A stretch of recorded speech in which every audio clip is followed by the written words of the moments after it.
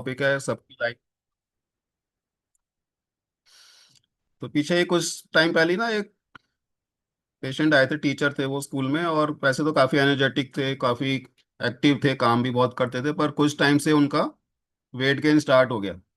और उनको थोड़ा सा लेथार्जी होने लग गया, थकान महसूस होने लग गई।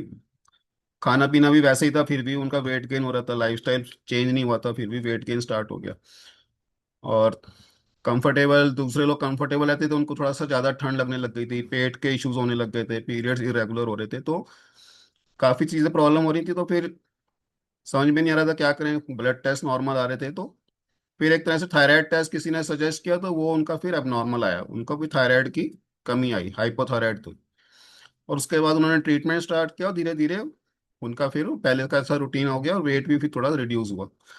तो एक बहुत ही आम बात है, और हम सब लोगों की लाइफ से जुड़ा भी हुआ है, कि हम देखते हैं कि बहुत ही कॉमन एक सिम्टम्स रहते हैं कि थकान महसूस हो रही है, मोटापा बढ़ता जा रहा है, और ओबिसिटी एक मेजर इश्यू बनता भी जा रहा है आज के ज़माने में।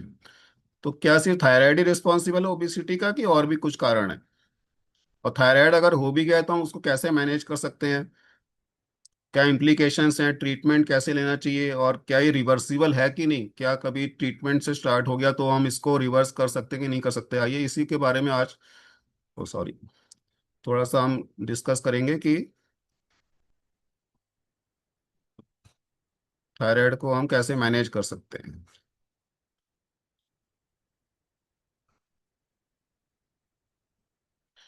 ये सब हम देखते हैं कि थकान हो रहा है, वेट गेन हो रहा है, हेयर फॉल स्टार्ट हो गया, पर इसका कोई थायराइड तो नहीं है लक्षण। ये सिम्टम्स बहुत ही कॉमन है, और देखने को मिलते भी हैं कि weight gain, hair fall, cold महसूस हो रहा है, थोड़े से में एसी में भी बहुत ज़्यादा ठंड लग रही है, डाइजेशन वीक हो रहा है, कॉन्स्टिपेशन बहुत ज़्यादा बढ़ता जा रहा है, भूख ज़्यादा लग रही है या कम लग रही है। तो ये छोटे छोटे सिम्टम्स हम फेस करते हैं और देखते भी हैं हम काफ़ी पेशेंट्स के अंदर।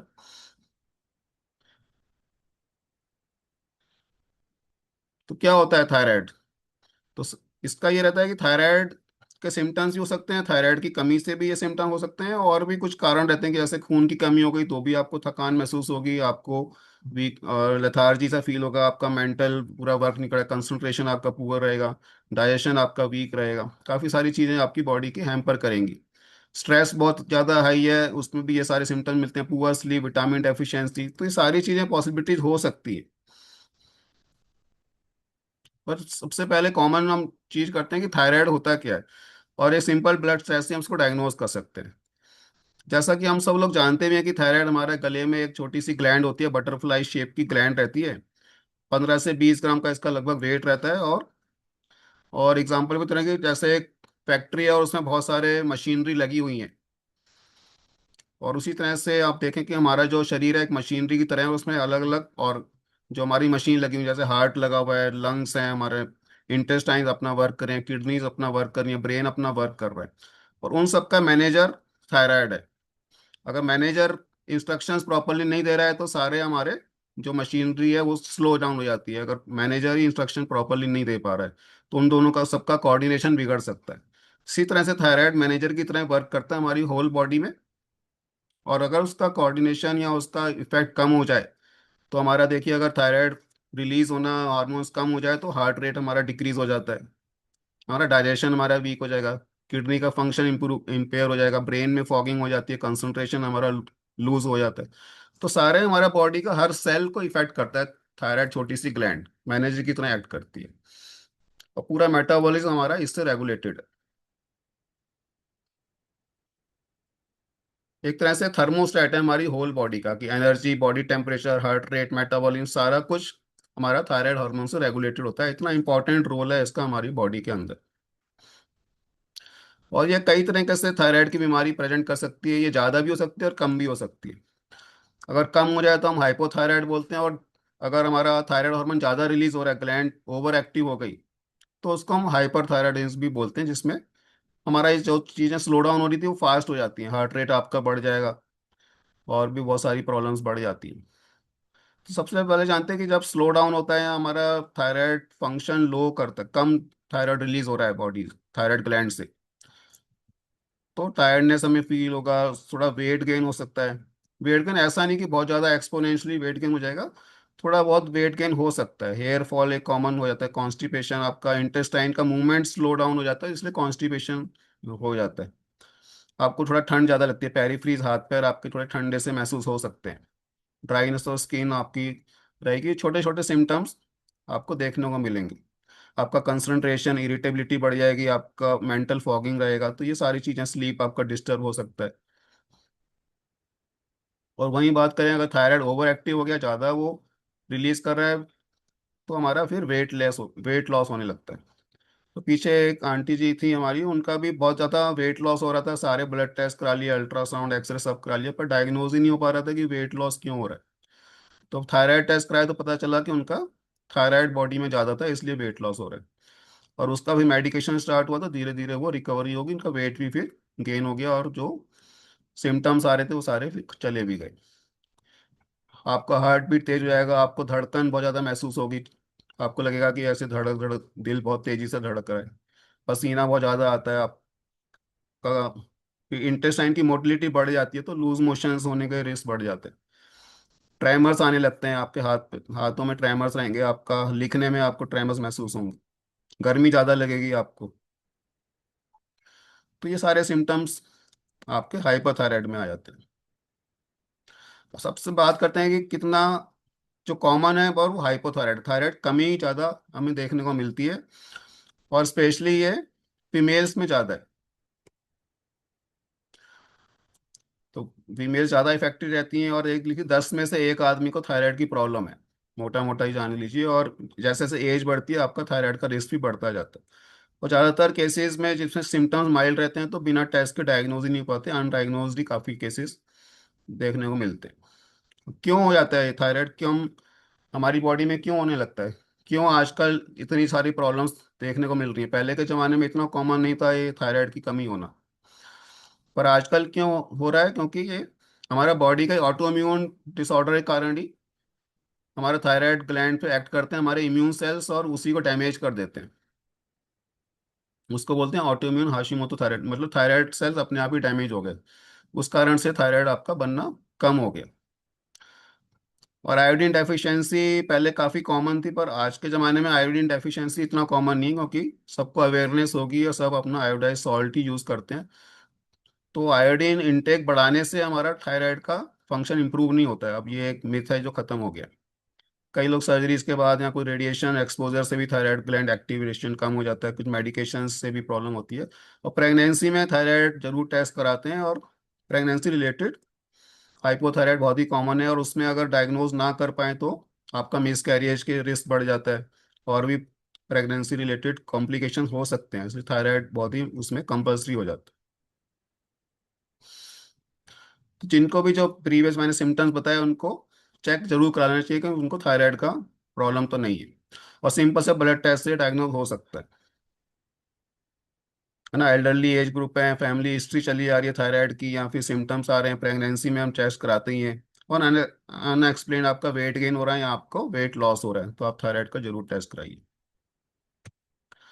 डॉक्टर कंसल्टेंट ब्लड टेस्ट से आपको भी राइट ट्रीटमेंट मिल सकता है, और आप काफ़ी सारी बीमारियों से अपने आप को बचा सकते हैं। तो होता क्या है कि जैसे ब्रेन से सिग्नल होते हैं, पिट्यूटरी ग्लैंड होती है हमारे ब्रेन के बिल्कुल नीचे, वहां से इंस्ट्रक्शन जाता है थायराइड जो ग्लैंड को, तो पिट्यूटरी ग्लैंड से रिलीज होता है हमारा थायराइड स्टिमुलेटिंग हार्मोन टीएसएच, जिसको हम ब्लड, आपने सबने देखा भी होगा, टीएसएच की वैल्यू हम जरूर चेक करते हैं। तो वो हमारा पिट्यूटरी ग्लैंड या ब्रेन के नीचे जो ग्लैंड है वहां से रिलीज हो रहा है टीएसएच, और वो थायराइड को स्टिमुलेट करता है, थायराइड ग्लैंड को, कि आप T3 या T4 रिलीज करो।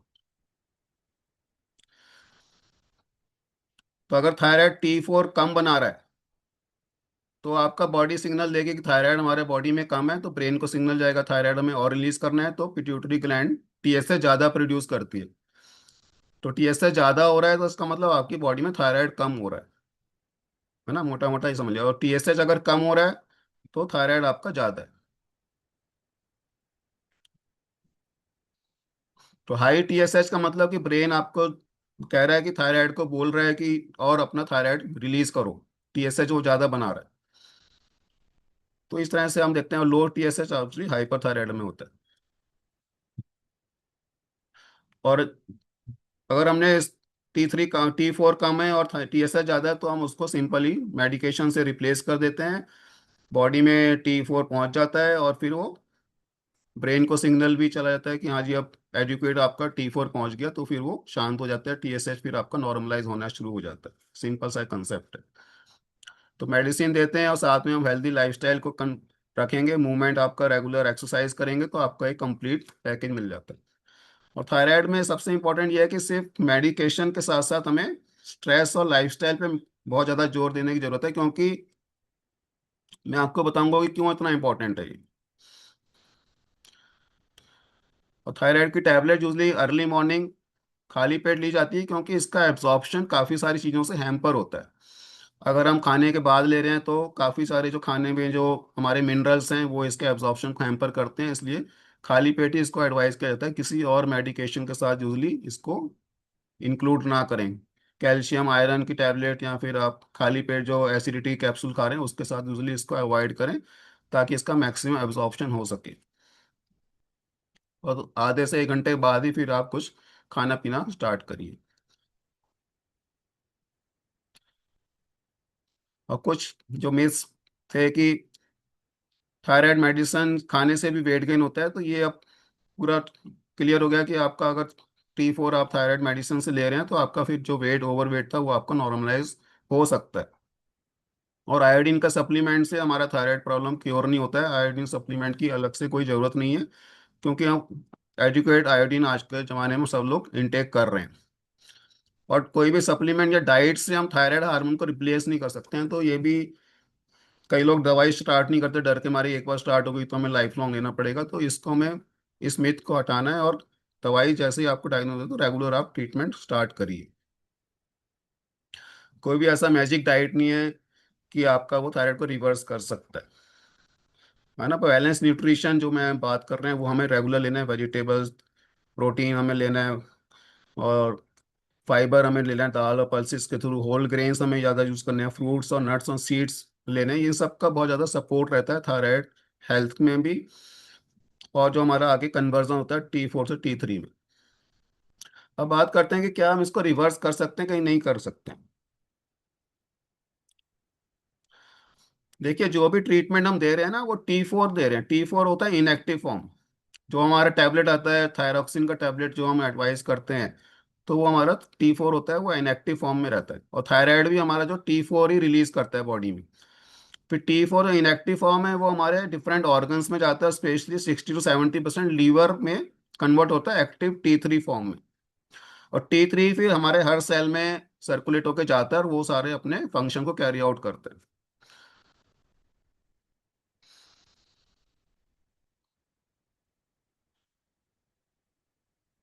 तो टैबलेट भी हम जो चाह रहे हैं वो T4 में दे रहे हैं, और T4 हमारा बॉडी में जाता है और फिर लीवर में 60 to 70% उसका मेटाबॉलिज्म हो रहा है T3 में। बाकी किडनी हमारा इंटेस्टाइन के जो लाइनिंग है वहाँ पे कन्वर्जन होता है, मसल्स के अंदर कन्वर्जन होता है। तो अलग अलग ऑर्गन्स में हमारा T3 कन्वर्जन होता है। तो इसलिए हमें डाइट का बहुत ध्यान रखना है। हमारा गट हेल्थ बहुत इंपॉर्टेंट है, इसी के लिए गट हेल्थ आपका पुअर है तो आपका T3 कन्वर्जन आपका हैम्पर हो सकता है। लीवर आपका फैटी लीवर है, या बहुत लोग अल्कोहल लेते हैं, या कुछ और लीवर की प्रॉब्लम है, तो आपका T3 कन्वर्जन हो नहीं पाएगा प्रॉपरली, और आपको T4 नॉर्मल आ रहा है, आपका TSH भी नॉर्मल है, फिर भी आपको थायराइड के इशू रहेंगे और सिम्टम्स आपके रिलीव नहीं हो पाएंगे। इसलिए बहुत ही इंपॉर्टेंट है। और कन्वर्जन में ही सब आपका कन्वर्ट होगा प्रॉपरली, तो भी वो यूटिलाइज हो पाएगा, तभी आपका एनर्जी और मेटाबॉलिज्म रेगुलेटेड रहेगा, आपका ब्रेन और मूड आपका रेगुलेटेड रहेगा, हार्ट हेल्थ आपका अच्छा रहेगा, और डाइजेशन भी आपका तभी इंप्रूव हो जाएगा जब T3 में कन्वर्ट हो पाएगा। T3 अगर आपका नहीं बन पा रहा है प्रॉपरली, तो इंस्पाइट ऑफ नॉर्मल रिपोर्ट्स आपको प्रॉब्लम रहेगा। तो कन्वर्जन कब आपका इम्पेयर होता है? जब आप बहुत ज़्यादा स्ट्रेस में रहते हैं। स्ट्रेस में रहेंगे तो हमारा बॉडी में कॉर्टिसोल लेवल, एक हार्मोन है, वो हाई रहता है, और वो कन्वर्जन को ब्लॉक कर देता है। आपका कई डेफिशिएंसी चल रही हैं, specially iron deficiency, vitamin D, B12, zinc, selenium, ये अगर डेफिशिएंसी हैं तो ये कन्वर्जन को हैम्पर करती हैं। आपका गट माइक्रोबायोम डिस्टर्ब है, आपका गट हेल्दी नहीं है ना, लीकी गट जो लास्ट मैंने पता, उन सब में आपका इम्पेयर हो जाता है। काफ़ी टॉक्सिन्स अगर हम यूज़ कर रहे हैं, आजकल माइक्रो प्लास्टिक का बहुत आ रहा है कि जो हमारी बॉडी में जा रहा है, पेस्टिसाइड जा रहे हैं, ये सारे हैम्पर कर रहे हैं इंजाइम्स को। प्रोटीन डेफिशिएंसी है, क्योंकि कई डाइजेस्टिव इंजाइम्स जो कन्वर्जन में इंजाइम्स यूज़ होते हैं वो प्रोटीन के बने रहते हैं, वो अगर प्रोटीन डेफिशिएंसी है तो हमारा कन्वर्जन हमारा पुअर हो रहा है। तो इसलिए हमें ये सब प्रॉब्लम देखने को मिल रही है। शुगर आपका रेजिस्टेंस बढ़ता जा रहा है इंसुलिन, उससे आपका कन्वर्जन हैम्पर हो रहा है। तो आप देखिए कितने सारे लाइफस्टाइल फैक्टर्स हैं जो हमारा थायराइड फंक्शंस को हैम्पर कर रहे हैं। तो इनको करेक्ट करना बहुत जरूरी है मेडिकेशन के साथ साथ। सी मेडिकेशन ले रहे हैं, हमारा लाइफस्टाइल इंप्रूव नहीं कर पा रहे, तो बहुत ज़्यादा आपको पॉजिटिव रिजल्ट नहीं मिल पाएंगे। और आपका अगर कन्वर्जन पुअर हो रहा है तो आप देखेंगे कि आपके जो सिम्टम्स हैं हाइपोथायराइड के वो परसिस्ट करेंगे, फैटिग रहेगा आपका, ब्रेन फॉग, वेट गेन, ये सब आपका परसिस्ट करेगा in spite of taking the thyroid medication. क्या सपोर्ट करता है? आप एंटी इन्फ्लेमेटरी डाइट लीजिए, अपना खाना होल फूड, जैसे मैंने पहले भी बताया कि 50% आपका फ्रूट्स वेजिटेबल से रहना चाहिए, सैलेड रहना चाहिए, और 25% कॉम्प्लेक्स का, 25% प्रोटीन आप लीजिए, जिससे आपका पूरा न्यूट्रिशन मिल पाए और आपका कन्वर्जन आपका प्रॉपर हो सके।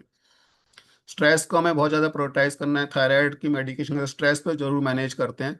आपका स्लीप प्रॉपर होना चाहिए, तभी आपका प्रॉपर कन्वर्जन हो पाएगा। शुगर आप बैलेंस रखिए, जो माइक्रो न्यूट्रिएंट्स हैं स्पेशली सेलिनियम, सेलिनियम जो एक माइक्रो न्यूट्रिएंट जो हमें नट्स में यूजली हमें देखने को मिलता है, जो ड्राई फ्रूट्स हैं या फिर सनफ्लावर सीड्स में ये सेलिनियम काफ़ी पाया जाता है, एग में पाया जाता है। तो इसको आप रेगुलर इंटेक करेंगे तो इसकी डेफिशिएंसी से अपने आप को अवॉइड कर सकते हैं। जिंक हमारा पंपकिन सीड्स में मिलता है और भी ड्राई फ्रूट्स में इंक्लूड होता है। आयरन डेफिशिएंसी बहुत ही कॉमन है इंडिया में, और आयरन को रिप्लेस करना और इसको पूरा करना बहुत जरूरी है अगर हम थायराइड की हेल्थ को भी इम्प्रूव करना चाहते हैं। B12 D की डेफिशिएंसीज भी आप देख रहे हैं कि हर 10 में से 6-7 लोगों को इसकी डेफिशिएंसी आज के ज़माने में मिल रही है, और इस कारण से हमारा थायराइड का भी प्रॉब्लम बढ़ता जा रहा है। तो इन सबको रेगुलेट करेंगे स्पेशली, और एक्सरसाइज में आएंगे तो आप अपनी बॉडी का इन्फ्लेमेशन कम करेंगे, और T4 से T3 कन्वर्जन में वो हेल्प करेगा। तो कई लोगों को लगता है कि थायराइड की प्रॉब्लम इसलिए होगी कि मेरा आयोडीन डेफिशिएंसी है, पर अब आयोडाइज साइड साल्ट हम एजुकेट ले रहे हैं, तो हमें एक्सेस आयोडीन लेने की जरूरत नहीं है, वो हमारी बॉडी को और नुकसान पहुंचा सकता है। तो balance meal, protein, fibre, daily walking, strength training, इसकी बात करते हैं कि हफ्ते में 2 दिन आप जरूर स्ट्रेंथ ट्रेनिंग करिए, और proper sleep and stress management, ये आपका एक गोल होना चाहिए, तभी आप थायराइड हेल्थ को भी इंप्रूव कर सकते हैं। क्योंकि पुअर स्लीप, फैटीग और ये सब आपका बढ़ाता है, और ये सब चीज़ें आपको फिर थायराइड का भी प्रॉब्लम क्रिएट करते हैं। तो थायराइड फ्रेंडली इंडियन डे कौन सा है कि मॉर्निंग में आपको जो भी मेडिसिन है वो आपको प्रिस्क्राइब किया है वो आप यूज़ करिए, जितना आपको डोज बताया गया है। 1 घंटे बाद आप अपना ब्रेकफास्ट ले सकते हैं, फिर आप अपना वॉकिंग करिए या फिर अपना एक्सरसाइज पहले भी कर सकते हैं, और अपना पूरे डे में एक्टिविटी को मेंटेन रखिए। और लंच और डिनर जिस टाइम पे आप करिए, बैलेंस करिए, और रात को अपना स्ट्रेस फ्री होकर आप प्रॉपरली स्लीप लीजिए। इस तरह से आप अपना रूटीन बनाएंगे तो आप अपना आपको काफ़ी थायराइड की मेडिकेशन के साथ भी आप अपने आप को इम्प्रूव कर सकते हैं। तो 5 चीज़ें जो हमें याद रखनी है कि सिम्टम्स बहुत ही कॉमन है, और टेस्ट भी बहुत ही सिंपल है ना, सिंपल ब्लड टेस्ट, और अब आज के ज़माने में हर लैब में ये टेस्ट कॉमनली हो रहा है। तो सिंपल टेस्ट से हम डायग्नोज कर सकते हैं इसको, और ये ट्रीटेबल है कम्प्लीटली, कोई इसमें बहुत ही ज़्यादा प्रॉब्लम नहीं है। पर यह है कि हमें लाइफस्टाइल को मॉडिफाई करना बहुत ही ज़रूरी है along with taking the treatment. और मेडिकेशन को अभी बिना डॉक्टर के एडवाइस के आपको स्टॉप नहीं करना है, बंद नहीं करना है। अपना एक्टिविटी को मेंटेन रखिए, स्लीप और स्ट्रेस को आप जरूर मेंटेन करिए, और कोई इसमें मिरेकुलस क्योर नहीं है। कोई भी कहता है कि ये दवाई ले लो आपका थायराइड 100% ठीक हो जाएगा, तो ऐसा कुछ भी नहीं है। रेगुलर आप चेक कराते रहिए ताकि आप और उसके कॉम्प्लिकेशन से अपने आप को बचा सकें।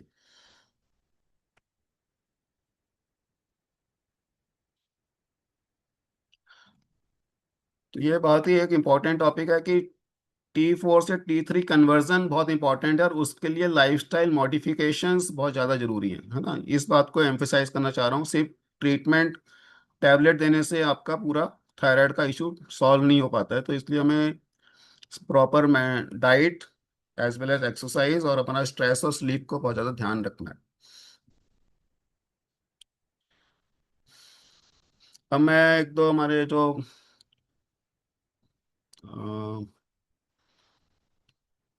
क्लाइंट्स हैं, मैं उनसे डिस्कस करना चाहूँगा। वो अपने वो बताएंगे जो थायराइड की मेडिकेशन भी ले रहे हैं। सबसे पहले मैं इनवाइट करता हूँ मधु गुप्ता जी को, जो काफ़ी टाइम से थायराइड की दवाई ले रहे हैं।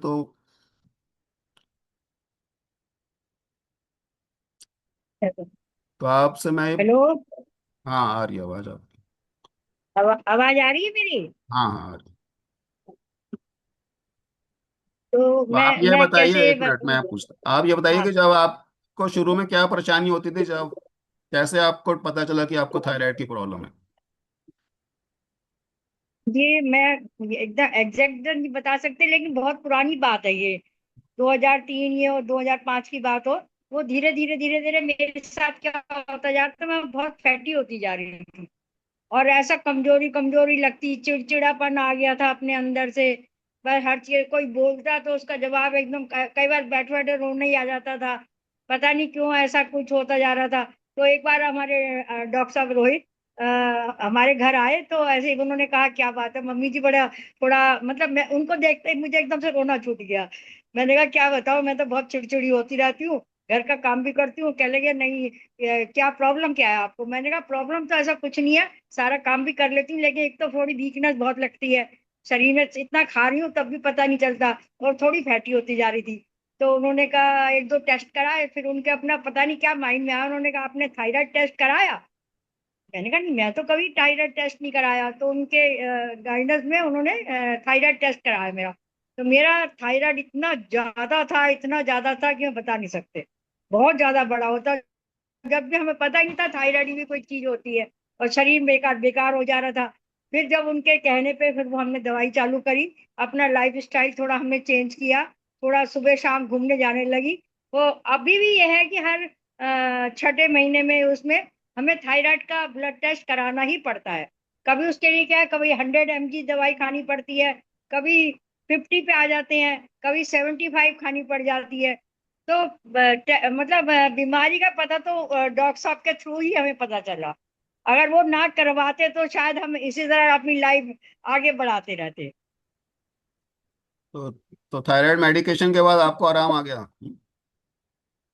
हाँ, थोड़ा धीरे धीरे धीरे धीरे काफी आराम है। अब हमने अपनी लाइफ स्टाइल काफी, खाना पीना बहुत ये चीजें, और अपना ये सप्लीमेंट्स वगैरह सब लेते हैं। सुबह मॉर्निंग वॉक अपनी आधा घंटा की हमने रख रखी है। अब कोशिश करते हैं कि डेली जाए। कभी इमरजेंसी हो गई नहीं जा पाए तो अब थोड़ा सा अब ठीक लग रहा है। अब वो ना वो मेरे चिड़चिड़ापन है, दवाई खाने के बाद काफी चेंज आया मेरे अंदर। चलिए, बहुत अच्छी बात है, थैंक यू हाँ, वेरी लेकिन हम मच। टेस्ट कराते रहते हैं। हाँ हाँ, तीसरे चौथे महीने में टेस्ट कराते रहते चलिए ठीक है, थैंक यू थैंक यू।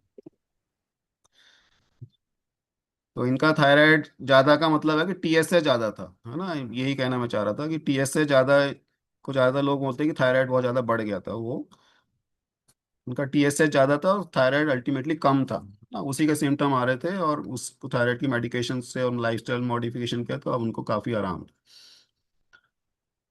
और मैं एक और डॉक्टर प्रियंका को भी बताना बुलाना चाहूँगा कि वो अपना टेक अवे दें।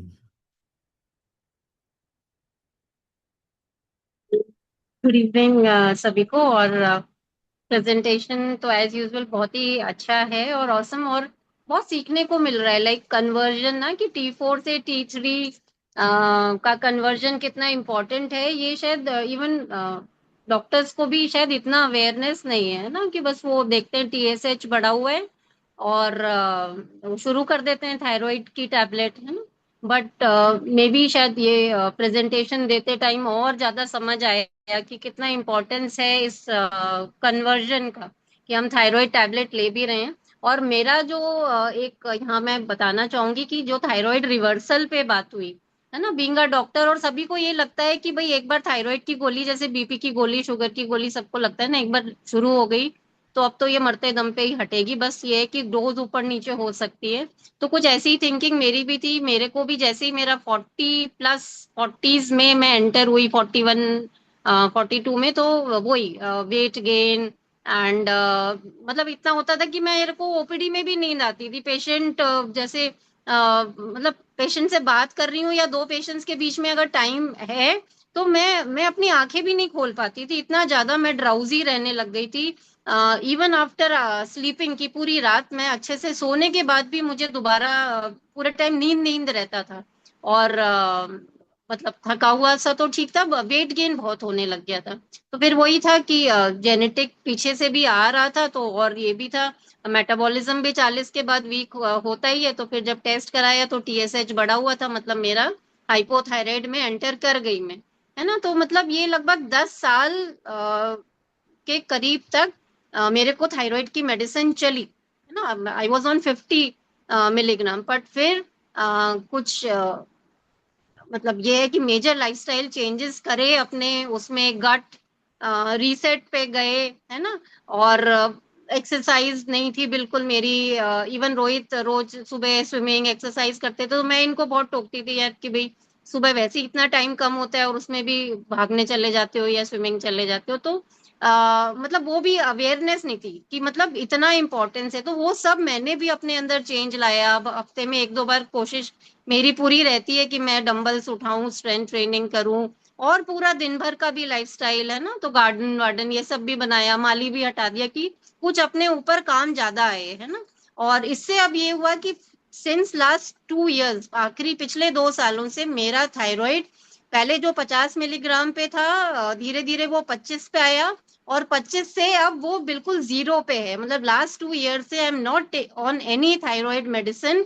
और हर 6 महीने पे मैं अपना थायराइड टेस्ट करा रही हूँ, ये देखने के लिए कि भाई ठीक चल रहा है। तो पिछले 2 साल से मतलब I am free of thyroid medicine, जो कि बहुत लोगों को मतलब हजम नहीं होती है ये बात, even even by the doctors कि भाई एक कहाँ से 10 साल की टैबलेट आपकी खत्म हो गई, है ना। तो सब कुछ पॉसिबल है। तो मेन है कि वो सारे जो फैक्टर्स हैं उस पे रेगुलर काम करना है। अब ये नहीं है कि मेरा खत्म हो गया तो मैं वापस बैक टू पवेलियन कि भाई हाँ वापस ढीली हो जाऊं और वापस वैसा ही लाइफस्टाइल बिताने लगूं, तो वो नहीं चलेगा। तो वही प्रॉपर डाइट पे, न्यूट्रिशन पे, एक्सरसाइज पे, स्लीप पे, स्ट्रेस पे, ये सब पे काम करना है। जैसे सेलेनियम, जिंक, ये सब बता रहे हैं, गट पे बताया। तो फाइबर, प्री प्रोबायोटिक ये हम लोग लेते हैं, है ना, एज इवन ऐड कर दिया है, ऊपर से ऐड किया है। प्रोटीन का बहुत रोल है। बहुत सारे पेशेंट्स हम लोग को आके कहते हैं कि मैम प्रोटीन तो देना नहीं होता थायराइड में। मैंने कहा बिल्कुल नहीं है, पर प्रोटीन लोगे तो सही रहोगे ना। एक बड़ी मिथ है ये भी कि सोया प्रोटीन से गड़बड़ होगा, तो इट इज अ मिथ, है ना। तो ये सब हम अगर काम करते हैं तो चीजें रिवर्सल हैं। जैसे सर हमेशा बोलते हैं कि इवन डायबिटीज इज रिवर्सल। पर ये है कि अब अचानक से अब मेरे को सुन के अगर कोई अपनी गोली बंद कर दे तो वो गलत है ना। पेशेंट्स भी मेरे से कहते हैं मैम फिर हम भी बंद कर देते हैं। मैंने कहा मैंने कोई एक झटके में नहीं बंद किया है, मैंने ग्रेजुअली अपने ऊपर काम किया और धीरे धीरे डोज को टेपर आउट करके मैंने उसे हटाया है। तो that was all from my side and thank you so much. चलिए, थैंक यू वेरी मच। तो जैसा कि आपने देखा कि लाइफस्टाइल मॉडिफिकेशंस के साथ ही ट्रीटमेंट को रेगुलर लिया और फिर धीरे धीरे उनका रिवर्सल हुआ थायराइड का, और मेडिकेशन भी बंद हो गया। और कम भी हो सकता है, धीरे धीरे डोज आपका कम हो सकता है और फिर आप इसको ख़त्म कर सकते हैं। और किसी को कुछ कहना है तो आप बोल सकते हैं, बाकी फिर इसको एंड करते हैं।